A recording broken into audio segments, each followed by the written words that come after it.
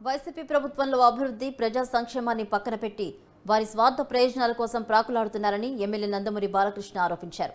హిందూపురంలో పారిశుద్ధ కార్మికులు, municipal engineering outsourcing సిబ్బంది విడివిడిగా చేపట్టిన రీలే నిరాహార దీక్షలకు బాలకృష్ణ సంఘీభావం తెలిపారు. దీక్షలో పారిశుద్ధ కార్మికుల మధ్య కూర్చొని వారికి సంఘీభావం తెలిపారు.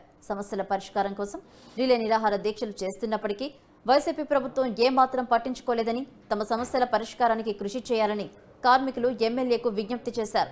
వైసీపీ ప్రభుత్వంలో ల్యాండ్, ఇసుక, గంజాయి, మద్యం మాఫియా తప్ప అభివృద్ధి ఏమాత్రం లేదని విమర్శించారు. 3 నెలలు ఆగితే టీడీపీ ప్రభుత్వం వస్తుందని, సమస్యలు పరిష్కారం అవుతాయని బాలకృష్ణ హామీ ఇచ్చారు.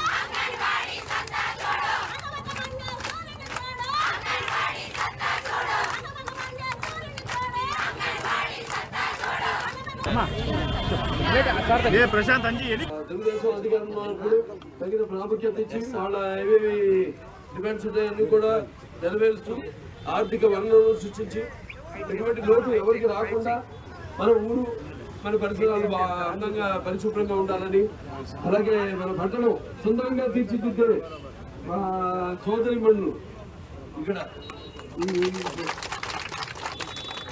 ఇప్పుడు మనం చూస్తున్నాం. డిపార్ట్మెంట్ కూడా మనకి ఇంజనీరింగ్ డిపార్ట్మెంట్ అవుట్ సోర్సింగ్ మనకి 130 మంది ఉన్నారు. అలాగే పారిశ్రామిక ఉద్యోగస్తులేమో సుమారుగా 280 మంది, అంటే మొత్తం కలిపి 410 మంది. మొత్తం రాష్ట్ర వ్యాప్తంగా మనకి 22,000 మంది ఉన్నారు అన్ని మున్సిపాలిటీల్లో కలిపి. వాళ్ళు మరి వాళ్ళ వేతనాలు పెంచాలని, కనీసం అవసరాలు తీర్చుకోవడానికి ధరలు పెరిగిపోతున్నాయి. ఇదేమో బాధుడు ప్రభుత్వం. అసలు ఇదే కనుమని వాళ్ళ అందరూ పశ్చాత్తాపడుతున్నారు. ఇలాంటి ప్రభుత్వాలు ఎందుకు ఎన్నుకున్నారు అని. ఇప్పుడు ధరలు పెరిగిపోతున్నాయి, నిత్యావసర వస్తువుల ధరలు పెరిగిపోతున్నాయి. స్థిరీకరణ మనం అప్పుడు తెలుగుదేశం పార్టీ ఉన్న అధికారం ఉన్నప్పుడు మనం స్థిరీకరణ నిధిని ఏర్పాటు చేసి ఎక్కడైతే మనకు ధరలు పెరుగుతున్నాయో వాటికి మరియు ఆ గోడౌన్స్ వాళ్ళకి కానీ పండించే రైతులు జీతం ఇచ్చిందే లేదు సార్. ఈ ప్రభుత్వము వచ్చినప్పటి నుంచి 70 రూపాయలు కేజీ బియ్యము 4,000 జీతం ఇస్తే ఎట్లా సరిపోతుందని నేను అడుగుతాను సార్. మీ ప్రభుత్వం వస్తే మీరన్నా ఆదుకుంటారని ఆశిస్తాను.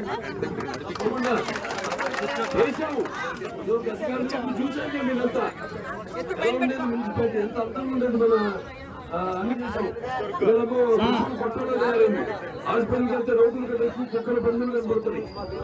అక్కడ తెలుగుదేశం అధికారంలో తగిన ప్రాముఖ్యత ఇచ్చి వాళ్ళ